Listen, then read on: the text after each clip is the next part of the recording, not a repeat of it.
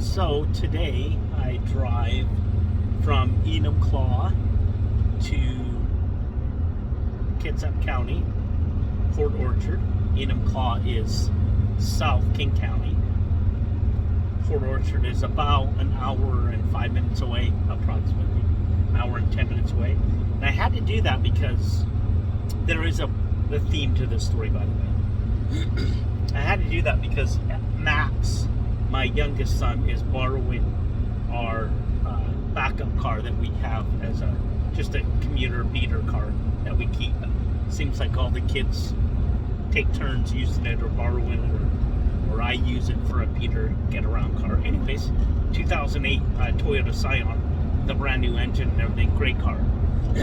And it needed new tabs, and Alex got in an accident with it before, so it needed to have the title changed and turned into a salvage title, and then I had to be there for that. So anyways, to get new tabs, I had to come there and, you know, get the new title rebranded and everything, and they took great care of me.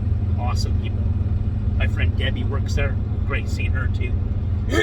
And anyways, so I drive all the way there. Now I'm driving all the way back and everything. And I say, man, what a hassle to do all this stuff for my son and everything. But then every time, and this has happened for years and years since my dad passed away from cancer, Vernon Dale Rublee, who raised me here in Washington State. Ever since he passed away, I always think of him every time I do something like this for Max or Alex or Christian, our daughter, or Adrian, our son we took in as a foster child. Anyone. I always think, at first I might get kind of irritated and like selfish and like, what a waste of my time, blah blah blah.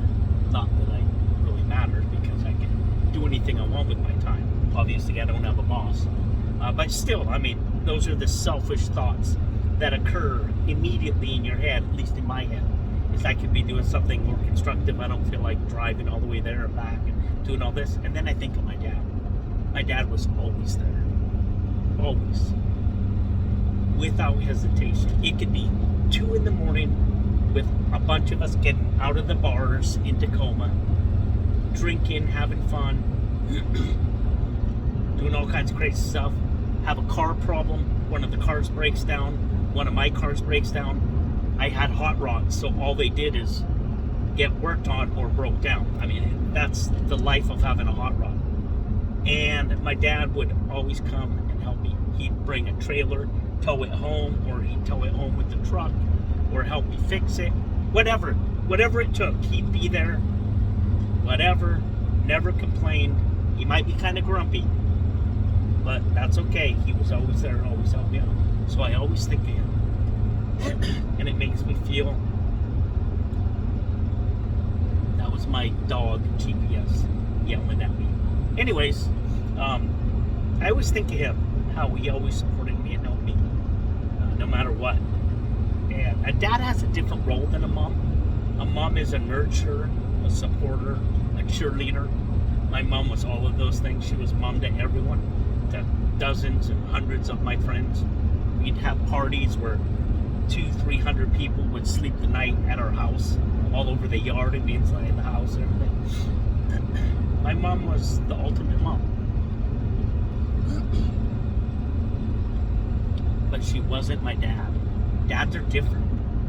A dad and a son have a different relationship, and a dad is supportive and helps you and is a protector, a teacher, a trainer, instructs you on how to become a man, not a boy. Differences of boys is it's not age related, by the way, it's mindset. You could be talking about 2 35-year-old males, 2 guys with testicles, balls. In other words, 2 guys 35 years old. The difference between one being a boy and one being a man, one guy sits in his mom's basement all the time, or his room at his mom's house playing video games, and the other one is out working hard to provide for his family and protecting his family. That's the difference between a man and a boy. It's not anatomy. It's not body parts. It's mindset. Anyways, my dad was a man. My dad was a good man. And I think about this as I go to help my son today and took care of the tabs and the licensing and the new title so he could have a car to commute around with while he sells his nice Audi and moves into a different vehicle. And I just think how cool it is. And it's just awesome. And I think about this because yesterday would have been my dad's birthday, May 1st. And I could be extremely sad. I do miss my dad extremely. I tremendously miss him every day, all the time. He was a great guy, great man, great dad, great husband, great everything. But I'm just looking forward to seeing him again and catching up with him, introducing him to Samantha. He's never got a chance to meet Samantha, my wife. Introducing him to Frank, my best buddy, my little wiener dog. Everyone that knows me knows about Frank. If you don't, just pay attention because Frank is I'm just watching a cop launch down the shoulder and about to wreck on his motorcycle. I hope he knows how to drive that thing. Might have to pull him over, give him a citation, and teach him how to drive a motorcycle. My goodness, what's up with the cops nowadays? They barely ride a motorcycle when they're out there being motorcycle cops. Anyways, yesterday would have been my dad's birthday, and I'm just looking forward to introducing him to like my wife, my dog, my dogs. Got Frank and Stouty and Woody and Winnie and Francis and Tato and Liam and Lucy. He would love Liam's. Liam's and him would be best of friends. And it's going to be fun to introduce him to everyone. I do believe that before my dad passed away from cancer, because of Pfizer, and mesothelioma, asbestos. So they basically murdered my dad. And we beat them in the Supreme Court. So we won, they lost. We made them be held accountable for their actions in murdering my dad. And we helped tens of thousands of other people out there because my mom would not relent until we won in the Supreme Court. And we did, because our lawyer was the best lawyer, one of the best lawyers in the world. Anyways, that's a story for another day. But I miss my dad. He was great. It was awesome. Great guy. And I look forward to catching up with him. And I think he's waiting for me in heaven. He's waiting for all of us in heaven because I do believe he made himself, got himself right with Jesus before he died. And we talked about it. We talked about how he was agnostic for most of his life. He believed there was a higher being, but he had no relationship at that point.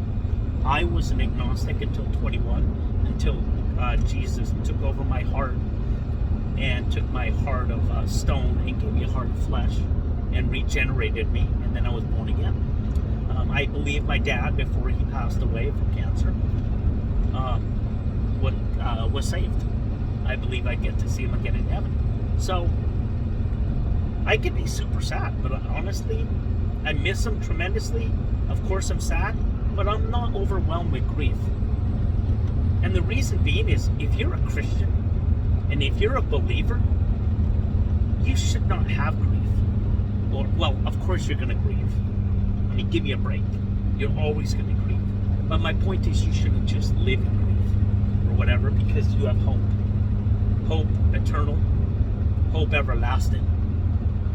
And it's incredible.